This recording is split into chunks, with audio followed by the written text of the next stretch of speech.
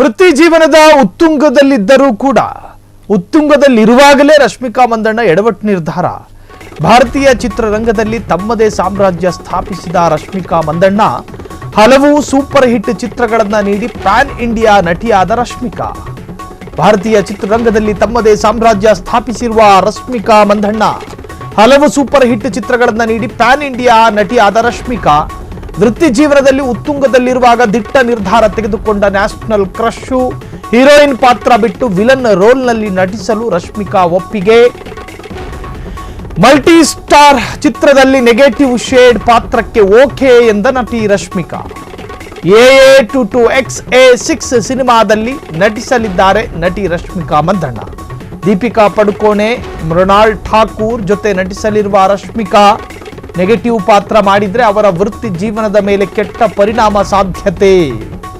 ಇತ್ತೀಚೆಗೆ ಮೈಸಾ ಹೆಸರಿನ ಮಹಿಳಾ ಪ್ರಧಾನ ಸಿನಿಮಾಕ್ಕೂ ಒಪ್ಪಿಗೆ ಸೂಚಿಸಿರುವ ರಶ್ಮಿಕಾ ಸೋಷಿಯಲ್ ಮೀಡಿಯಾದಲ್ಲಿ ರಶ್ಮಿಕಾ ದಿಟ್ಟ ನಡೆ ಬಗ್ಗೆ ನಾನಾ ಚರ್ಚೆಗಳು ವ್ಯಕ್ತವಾಗ್ತಾ ಇದೆ.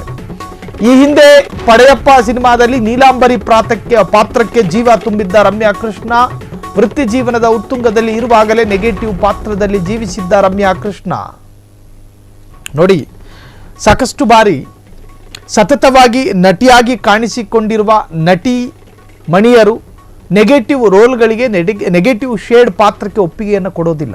ಉದಾಹರಣೆಗೆ ರಾಜ್ಕುಮಾರ್ ಅವರನ್ನು ನಾವು ಹೀರೋ ಆಗಿ ನೋಡಿದ್ದೀವಿ, ವಿಲನ್ ಆಗಿ ನೋಡೋದಕ್ಕೆ ಇಷ್ಟಪಡ್ತಾ ಇದ್ವಾ? ಇಲ್ಲ. ವಜ್ರಮುನಿಯನ್ನು ನಾವು ವಿಲನ್ ಆಗಿ ನೋಡಿದ್ದೀವಿ, ಹೀರೋ ಆಗಿ ನೋಡೋದಕ್ಕೆ ಇಷ್ಟಪಡ್ತಾ ಇದ್ವಾ? ಇಲ್ಲ.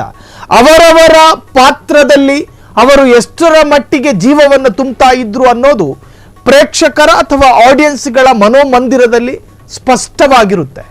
ರಶ್ಮಿಕಾ ಮಂದಣ್ಣ ಅವರನ್ನ ಸ್ಕ್ರೀನ್ ಮೇಲೆ ನಟಿಯಾಗಿಯೇ ನೋಡಬೇಕು ಅಂತ ಹೇಳಿ ಇಷ್ಟಪಡುವವರ ಕಣ್ಣ ಮುಂದೆ ಅವರು ವಿಲನ್ ಪಾತ್ರದಲ್ಲಿ ಕಾಣಿಸಿಕೊಂಡಾಗ ಅವರಿಗೆ ಇರಿಸು ಮುರಿಸು ತರುತ್ತೆ, ಭಾವನಾತ್ಮಕವಾದಂತಹ ಪರಿಣಾಮವನ್ನು ಬೀರುತ್ತೆ. ಕಳೆದ ಬಾರಿ ನಾವು ತಮಿಳುನಾಡಿನಲ್ಲಿ ಒಬ್ಬ ಕನ್ನಡದ ಒಬ್ಬ ಆಕ್ಟರು, ಆತ ಆ ಸಿನಿಮಾದಲ್ಲಿ ಒಬ್ಬ ಜೂನಿಯರ್ ಆರ್ಟಿಸ್ಟ್ ಆಗಿ ಕೆಲಸ ಮಾಡ್ತಾ ಇದ್ದ.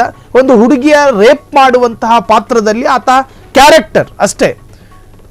ಸಿನಿಮಾದಲ್ಲಿ ಸ್ಕ್ರೀನ್ ಮೇಲೆ ಆತ ಹುಡುಗಿಯನ್ನ ರೇಪ್ ಮಾಡ್ತಾನೆ. ಅದನ್ನು ನೋಡ್ತಾ ಇದ್ದಂಥ ಆಡಿಯನ್ಸ್ಗಳು ರೊಚ್ಚಿಗೇಳ್ತಾರೆ. ಆ ಸಂದರ್ಭದಲ್ಲಿ ಸಿನಿಮಾ ಪ್ರಮೋಷನ್ಗೆ ಬಂದಿದ್ದಂಥ ಆ ವ್ಯಕ್ತಿ ಕಣ್ಣು ಮುಂದೆ ಬಂದಾಗ ಕೂತು ಜಾಗದಿಂದ ಎದ್ದೋಗಿ ಆತನಿಗೆ ಹೊಡೆಯುವಂತಹದ್ದು. ಅಂದರೆ ಮನುಷ್ಯನನ್ನ ಸಿನಿಮಾಗಳು ಭಾವನಾತ್ಮಕವಾಗಿ ಸೆಳೆಯುತ್ತೆ. ಇದನ್ನ ಈ ಉದಾಹರಣೆ ಯಾಕೆ ಹೇಳ್ತಾ ಇದ್ದೀನಿ ಅಂತ ಹೇಳಿದ್ರೆ, ಕೆಲವರು ನಾನು ಹೀರೋ ಆಗೇ ಇರ್ತೀನಿ, ನಟಿಯಾಗೇ ಇರ್ತೀನಿ ಅಂತ ಯಾಕೆ ಹೇಳ್ತಾರೆ ಅಂತ ಹೇಳಿದ್ರೆ, ಅವರನ್ನ ನೆಗೆಟಿವ್ ಶೇಡ್ನಲ್ಲಿ, ನೆಗೆಟಿವ್ ರೋಲ್ನಲ್ಲಿ ಜನ ನೋಡೋದಕ್ಕೆ ಇಷ್ಟಪಡೋದಿಲ್ಲ. ಅದರಲ್ಲೂ ಕೂಡ ರಶ್ಮಿಕಾ ಮಂದಣ್ಣ ಕರ್ನಾಟಕದ ಒಂದಷ್ಟು ಕನ್ನಡಿಗರಿಗೆ ಇರಿಟೇಷನ್ ಅನ್ನೋದು ಬಿಟ್ಟರೆ ಉಳಿದ ರಾಜ್ಯದಲ್ಲಿ ರಶ್ಮಿಕಾ ಮಂದಣ್ಣ ಅಂದರೆ ನಿದ್ರೆಯಲ್ಲೂ ಕೂಡ ನರಳಾಡ್ತಾರೆ. ಸೊ ಇಂತಹ ಒಂದು ಭವಿಷ್ಯವನ್ನು ರೂಪಿಸಿಕೊಂಡಿರುವಂತಹ ರಶ್ಮಿಕಾ ಮಂದಣ್ಣ ನೆಗೆಟಿವ್ ರೋಲ್ನಲ್ಲಿ ಕಾಣಿಸಿಕೊಳ್ತಾರೆ ಎನ್ನುವಂತಹ ಚರ್ಚೆ ಸಿನಿಪ್ರಿಯರಿಗೆ ಮತ್ತಷ್ಟು ಕೌತುಕವನ್ನ ಉಣಬಡಿಸ್ತಾ ಇದೆ. ಕ್ಷಣ ಕ್ಷಣದ ಸುದ್ದಿಗಳಿಗಾಗಿ ಫ್ರೀಡಂ ಟಿವಿ ಸಬ್ಸ್ಕ್ರೈಬ್ ಮಾಡಿ, ಲೈಕ್ ಮಾಡಿ ಹಾಗೂ ಫಾಲೋ ಮಾಡಿ. ಹೊಸ ಸುದ್ದಿಗಳ ನೋಟಿಫಿಕೇಶನ್ಗಾಗಿ ಬೆಲ್ ಐಕಾನ್ ಮೇಲೆ ಕ್ಲಿಕ್ ಮಾಡಿ.